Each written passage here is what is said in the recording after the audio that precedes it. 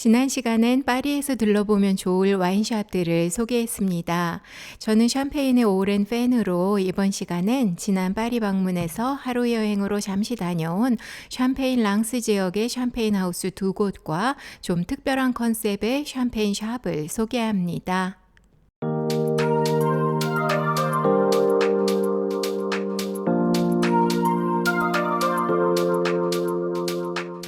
샴페인 산지에는 샴페인 생산의 핵심을 담당하는 마을이 두 곳 있는데, 한 곳은 샴페인 지역에선 가장 큰 마을이자 북쪽으로 위치한 랑스이고, 다른 한 곳은 남쪽으로 위치한 에퍼네라는 마을로, 샴페인의 우수 피노누아 산지에 가까이 자리에 있는 랑스 마을엔 많이 들어보셨을 이름들인 여러 유명 샴페인 하우스들이 자리하고 있습니다.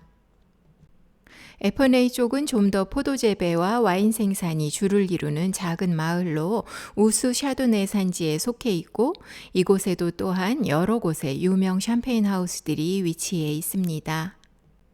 전체 샴페인 산지는 꽤 방대해서 차로 다녔었기 때문에 샴페인을 파리에서 기차로 방문한 건 이번이 처음이었습니다. 파리 동역에서 설레는 마음으로 아침 일찍 출발하는 떼제베를 타고 샴페인 산지 랑스역으로 향했고, 50분쯤 지나 샴페인 랑스에 도착했는데 아직도 이른 아침바람이 느껴지는 시간이어서 좋았습니다. 연말이라 많은 샴페인 하우스들이 새해 첫 주까지 문을 닫는 시기였지만, 오픈했던 곳 중에서 미리 예약해 두었던 샴페인 하우스로 향했습니다. 오전에 방문한 곳은 1760년에 설립된 샴페인 하우스 랑송입니다. 랑스 마을에는 200여 년의 역사를 가진 샴페인 하우스들이 여러 곳 있는데, 랑송도 역사가 오래된 곳 중 한 곳으로 260년이 넘는 역사를 갖고 있고, 랑스 마을 중심가에선 좀 떨어져서 주변엔 현재 주택가가 형성돼 있습니다. 랑송은 1800년대 초부터 프랑스뿐만 아니라 해외 시장 판매에도 포커스하기 시작했고, 영국 왕실, 스웨덴 왕실과의 좋은 관계와 함께 현재는 랑스 지역 소아레 블롱슈 같은 여러 이벤트나 윈블던 테니스 등의 스포츠 챔피언십 공식 파트너이기도 합니다. 안쪽으로는 테이스팅룸과 와인샵이 깔끔하게 정리되어 있고, 샵에선 직접 와인을 구입할 수도 있습니다. 랑송의 대표 브랜드는 블랙 라벨인 블랙 크리에이션으로, 또한 스윗 샴페인인 화이트 라벨, 로제, 블롱 드 블롱, 블롱 드 노아, 넌 빈티지, 빈티지 샴페인, 그리고 프리미에 퀴베인 클로 랑송과 그랑크리 마을 포도만을 사용한 노블 샴페인 등을 생산하고 있고, 역사가 오랜 샴페인 하우스이다 보니 중요 연도별로 역사가 잘 정리돼 전시되어 있습니다. 이곳은 와인액들이 저장되는 셀러입니다. 탱크마다 적혀있는 이름들은 마을 이름이나 포도밭 이름들로 1차적으로 만들어진 와인들이 각각 분류돼서 저장되고, 알맞은 시간이 오면 각 샴페인 스타일로 와인들이 블렌딩되어 병입되고, 그 병에서 2차 발효를 거치면서 탄산 버블이 담기게 됩니다. 샴페인 하우스마다 블렌딩 비율이 있는데, 랑스 마을은 피노누아 산지에 가까워서 이곳 하우스들에선 대부분 레드 품종이 더 블렌드되고 레드 과일 향이 있으니까 샴페인 즐기실 때 블렌딩 비율에 따른 향과 맛을 구분해봐도 재미있으실 겁니다. 이곳은 지하 와인셀러입니다.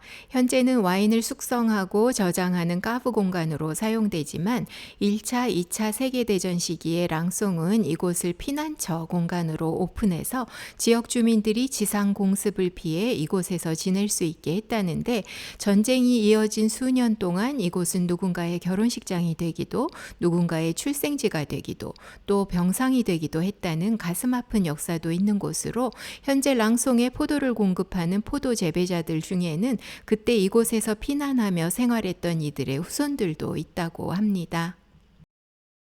이곳은 랑송의 프리미에 퀴베인 클로 랑송에 사용되는 샤도네이들이 자라고 있는 포도밭으로, 하우스 건물 바로 옆쪽에 자리하고 있는데, 주택가 속에 자리해 있어서 평지같이 보이지만 길가에서 올라선 작은 언덕에 형성되어 있습니다.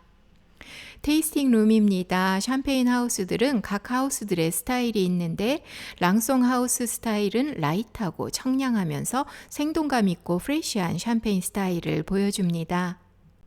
랑송은 샤도네 100%의 블롱드블롱도 생산하지만 블렌딩된 경우엔 샤도네보다 레드 품종인 피노누아와 피노미니의 비율이 더 높아서 약 7대3 정도의 비율로 보통 블렌드되기 때문에 레즈베리나 딸기 등의 레드 과일 향이 청량함과 함께 감지됩니다.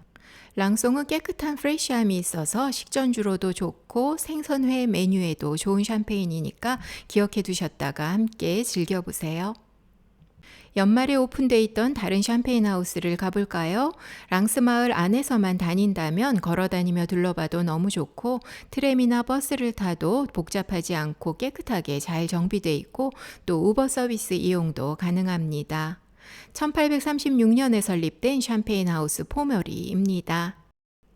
포머리는 테탕제, 버브클리코, 크루그, 리나르 등의 샴페인 하우스들 가까이에 자리하고 있는데 처음엔 양모 울 비즈니스 사업으로 시작했던 곳을 1858년 미망인이 된 마담 루이즈 포머리가 당시 기포 있는 샴페인의 큰 인기에 이곳을 샴페인 하우스로 바꾸었고 1874년엔 현재 우리가 즐기는 드라이한 브리스타일 샴페인을 처음 생산하기도 했습니다.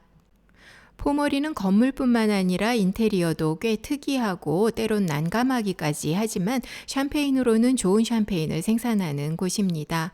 고대 로마인들은 돌을 채석하기 위해 지하에 굴을 파냈었고 그때 생긴 크라이에르라고 불리는 이 지하 굴들을 랑스 지역의 초기에 설립된 샴페인 하우스들은 대부분 갖고 있어서 현재까지도 와인 저장고로 사용하고 있는데 독특한 건축 양식을 가진 포머리 건물과 함께 이 크라이에르 는 모두 유네스코 문화유산에 등록돼 있고 포머리에서는 이 크라에르를 와인셀러로도 또 미술품 전시 공간과 자그마한 콘서트 공간으로도 활용하고 있습니다.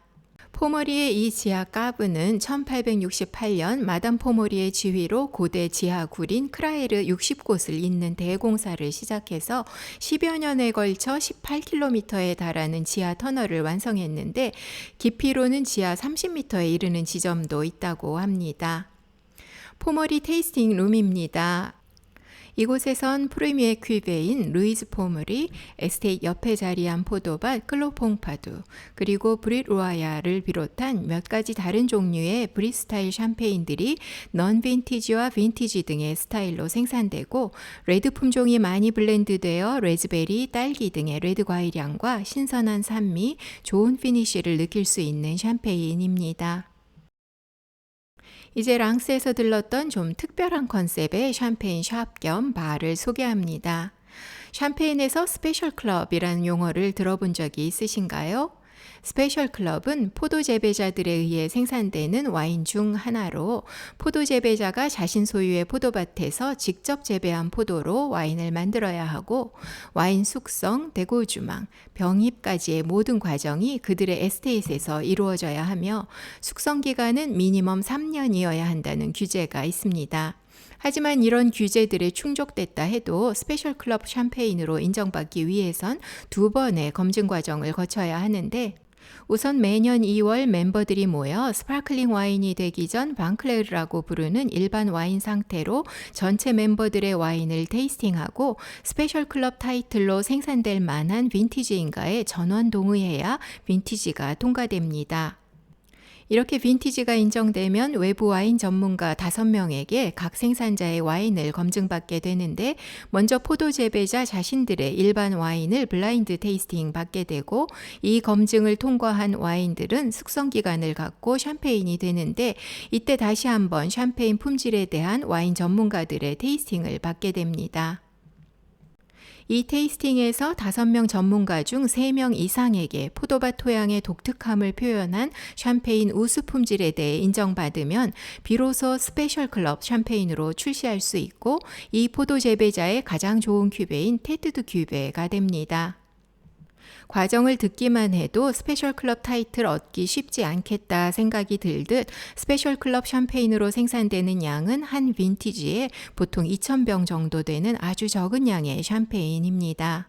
스페셜 클럽 생산자들의 모임인 클럽 드 트레소는 우수한 포도 재배에 열정을 가진 12곳의 RM 생산자들이 함께 모여 1971년 결성됐고 매년 조금씩 바뀌기는 하지만 작년 2023년 현재로는 24곳의 멤버가 있습니다.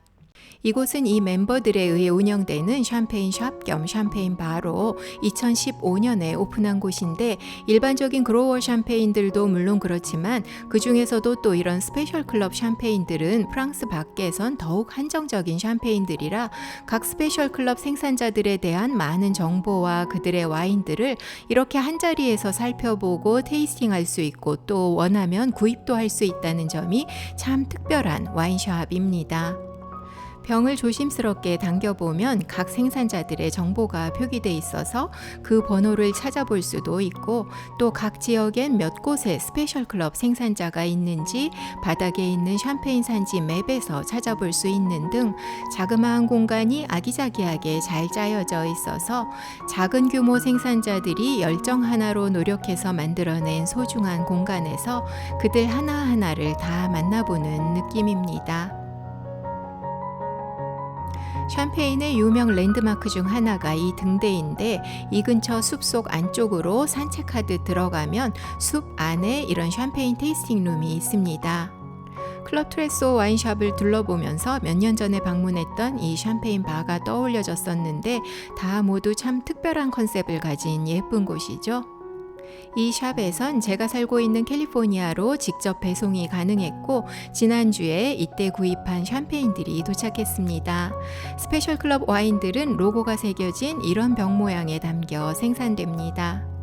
큰 규모 생산자의 샴페인과는 달리 포도 재배부터 샴페인 생산까지 직접 자신의 힘과 노력을 오롯이 담아서 몇 번의 검증을 거쳐 겨우 생산되는 이런 스페셜 클럽 와인들은 하나하나가 누군가의 수고와 시간, 샴페인에 대한 애정과 열정이 병 하나하나에 고스란히 담긴 예술품 같아서 더욱 소중합니다.